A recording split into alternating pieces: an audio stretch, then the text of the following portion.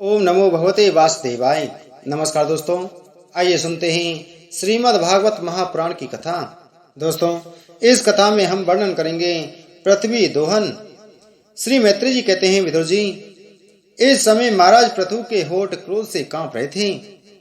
उनकी इस प्रकार स्तुति कर पृथ्वी ने अपने हृदय को विचार पूर्वक सम्मोहित किया और डरते डरते उनसे कहा, प्रभु आप अपना क्रोध शांत कीजिए और मैं जो प्रार्थना करती हूँ उसे ध्यान देकर सुनिए। बुद्धिमान पुरुष भ्रमर के समान सभी जगह से सार ग्रहण कर लेते हैं। तत्वदर्शी मुनियों ने इस लोक और परलोक में मनुष्यों का कल्याण करने के लिए कृषि, अग्निहोत्र आदि बहुत से उपाय निकाले और काम में लिए हैं। उन प्राचीन ऋषियों के बताए हुए उपायों का इस समय भी जो पुरुष श्रद्धा पूर्वक भली भांति आचरण करता है वह सुगमता से अभीष्ट फल प्राप्त कर लेता है, परंतु जो अज्ञानी पुरुष उनका अनादर करके अपने मन कल्पित उपायों का आश्रय लेता है उसके सभी उपाय और प्रयत्न बार बार निष्फल होते रहते हैं। राजन, पूर्व काल में ब्रह्मा जी ने जिन धान्य आदि को उत्पन्न किया था, मैंने देखा कि यम नियम आदि व्रतों का पालन न करने वाले दुराचारी लोग ही उन्हें खाए जा रहे हैं। लोग रक्षक, आप राजा लोगों ने मेरा पालन और आदर करना छोड़ दिया, इसलिए सब लोग चोरों के समान हो गए हैं। इसी से यज्ञ के लिए औषधियों को मैंने अपने में छिपा लिया।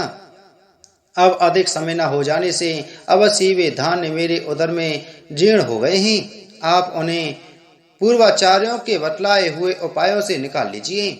लोकपालक वीर, यदि आपको समस्त प्राणियों के अभीष्ट एवं बल की वृद्धि करने वाले अन्न की आवश्यकता है तो आप मेरे योग्य बछड़ा, दोहन पात्र और दुहने वाले की व्यवस्था कीजिए। मैं उस बछड़े के स्नेह से पिन्हा कर दूध के रूप में आपको सभी अभीष्ट वस्तुएं दे दूंगी। राजन, एक बात और है, आपको मुझे समतल करना होगा जिससे कि वर्षा ऋतु बीत जाने पर भी मेरे ऊपर इंद्र का बरसाया हुआ जल सर्वत्र बना रहे, मेरे भीतर की आर्द्रता सूखने ना पावे। यह आपके लिए बहुत मंगल कारक होगा। पृथ्वी के कहे हुए ये प्रिय और हितकारी वचन स्वीकार कर महाराज पृथु ने स्वयंभव मनु को बछड़ा बना अपने हाथ में ही समस्त धान्यों को धो लिया। पृथ्वी के समान अन्य विज्ञ जन भी सब जगह से सार ग्रहण कर लेते हैं, अतः उन्होंने भी पृथु जी के द्वारा बस में की हुई वसुंधरा से अपनी अपनी अभिष्ट वस्तुएं धो लीं। ऋषियों ने बृहस्पति जी को बछड़ा बनाकर इंद्रिय, वाणी, मन और श्रोत रूप पात्र में पृथ्वी देवी से वेद रूप पवित्र दूध दुहा। देवताओं ने इंद्र को बछड़े के रूप में कल्पना कर स्वर्ण में पात्र में अमृत, वीर, मनोबल, ओज, इंद्रिय बल और शारीरिक बल रूप दूध दुहा। दैत्य और दानवों ने असुर श्रेष्ठ प्रहलाद जी को वश बनाकर लोहे के पात्र में मदरा और आसव, ताड़ी आदि रूप दूध दुहा। गंधर्व और अप्सराओं ने विश्वावसु को बछड़ा बनाकर कमल रूप पात्र में संगीत, माधुर्य और सौंदर्य रूप दूध दुहा। श्राद्ध के अधिष्ठ धाता महाभाग पितृगण ने अयरमा नाम के पितृश्वर को वश्य बनाया तथा मिट्टी के कच्चे पात्र में श्रद्धा पूर्वक काव्य पितरों को अर्पित किया जाने वाला अन्न रूप दूध दुहा।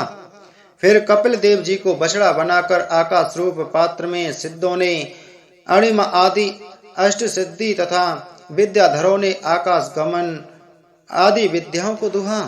किम पुरुष आदि अन्य मायावियों ने मैं दानव को बछड़ा बनाया तथा अंतर्ध्यान होना, विचित्र रूप धारण कर लेना आदि संकल्पमयी मायाओं को दुग्ध रूप में धुआ।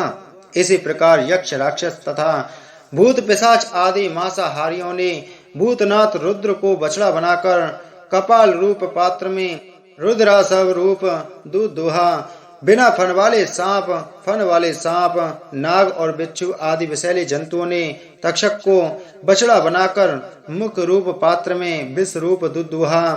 पशुओं ने भगवान रुद्र के वाहन बैल को वश्य बनाकर वन रूप पात्र में तृण रूप दूध दुहा। बड़ी बड़ी डाढ़ों वाले मांस भक्षी जीवों ने सिंह रूप बछड़ों के रूप द्वारा अपने शरीर रूप पात्र में कच्चा मांस रूप दूध दुहा तथा गरुण जी को वश्य बनाकर पक्षियों ने कीट, पतंग आदि, चर और फल आदि अचर पदार्थों को दुग्ध रूप से दुहा। वृक्षों ने बट को वत्स बनाकर अनेक प्रकार का रस रूप दूध दुहा और पर्वतों ने हिमालय रूप बछड़े के द्वारा अपने शिखर रूप पात्रों में अनेक प्रकार की धातुओं को दुहा। पृथ्वी तो सभी अभीष्ट वस्तुओं को देने वाली है और इस समय वह पृथ्वी जी के अधीन थी। अतः उससे सभी ने अपनी अपनी जाति के मुखिया को बछड़ा बनाकर अलग अलग पात्रों में भिन्न भिन्न प्रकार के पदार्थों को दूध के रूप में दुह लिया। कुरु श्रेष्ठ विदुर जी, इस प्रकार पृथु आदि सभी अन्य भोजियों ने भिन्न भिन्न दोहन पात्र और वत्सों के द्वारा अपने अपने विभिन्न अन्य रूप दूध पृथ्वी से दुहे। इससे महाराज पृथु ऐसे प्रसन्न हुए कि सर्व काम दुहा पृथ्वी के प्रति उनका पुत्री के समान स्नेह हो गया और उसे उन्होंने अपनी कन्या के रूप में स्वीकार कर लिया। फिर राजाधिराज पृथु ने अपने धनुष की नोक से पर्वतों को तोड़कर इस सारे भूमंडल को प्राय समतल कर दिया। वे पिता के समान अपनी प्रजा के पालन पोषण की व्यवस्था में लगे हुए थे। उन्होंने इस समतल भूमि में प्रजा वर्ग के लिए जहां तहां यथा योग्य निवास स्थानों का विभाग किया। अनेकों गांव, कस्बे, नगर, दुर्ग, अहिरों की बस्ती, पशुओं के रहने के स्थान, छानवियां, खाने, किसानों के गांव और पहाड़ों की तलहटी के गांव बसाई। महाराज पृथु से पहले इस पृथ्वी तल पर पूर्व ग्राम आदि का विभाग नहीं था। सब लोग अपने अपने सुविधे के अनुसार वे खटके जहां तहां बस जाते थे। बोलो श्रीमद् भागवत महापुराण की जय। बोलो श्री कृष्ण चंद्र भगवान की जय।